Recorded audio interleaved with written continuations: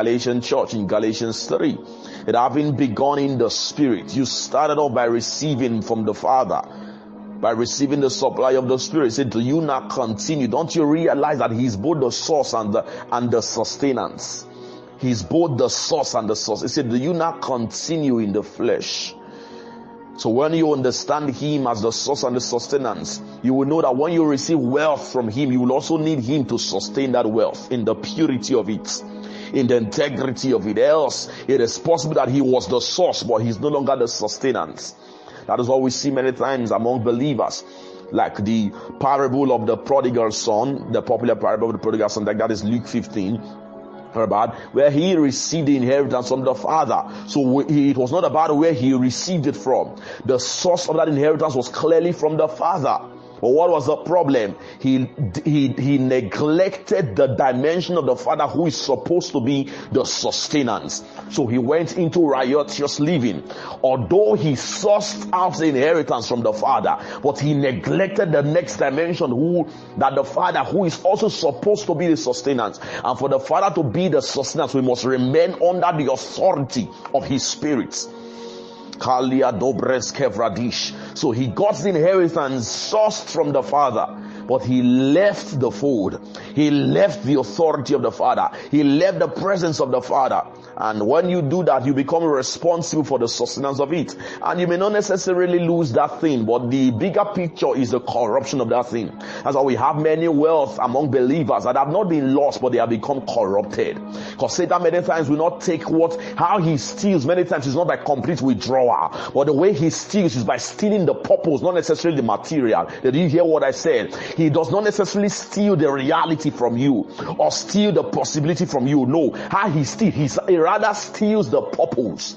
So he keeps the wealth, but steals away the purpose of the wealth from your heart. So the world becomes a tool for destruction, becomes a tool for the advancement of the agenda of darkness. That is what we have not been taught many times, because we think when Satan comes to steal, he will withdraw that dimension, withdraw that result, or withdraw that possibility. Now he does that when it comes acts rightly as a wicked spirit. But in the bigger picture, when it comes in its true form as a deceiver, he does not withdraw the reality. No. Rather, his bigger goal is to use that which you've received from the Father and continue the usage of it according to his own desire. Do you see that? Do you see that? So we have many believers, many churches that they got the mantle by the hand of the Lord. You could see that this is a genuine gift. The prophetic was genuinely gotten from the Lord, anointed by the Lord.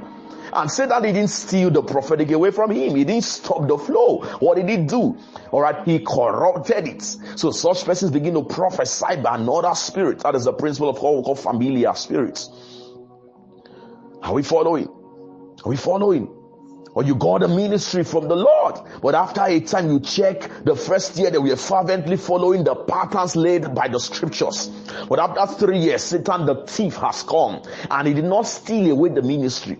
He didn't steal the congregation. He didn't reduce the membership. He did not touch anything. What he did is corruption. That is a real system of Babylon. That's why at the height of demonic experience is the spirit called Babylon.